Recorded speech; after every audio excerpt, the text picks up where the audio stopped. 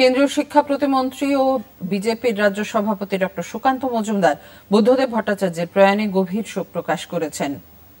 সকাল 8:20 নাগাদ পশ্চিমবঙ্গের প্রাক্তন মুখ্যমন্ত্রী এবং কমিউনিস্ট পার্টির বর্ষীয়ান নেতা শ্রী বুদ্ধদেব ভট্টাচার্য পরলোক গমন করেছেন।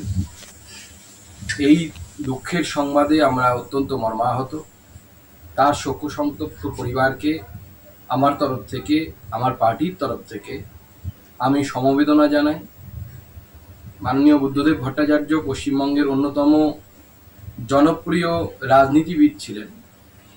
মতাদর্শগতভাবে ভিন্ন মেরুর লোক হলেও ব্যক্তিগতভাবে ওনাকে আমি অত্যন্ত সম্মান করতাম।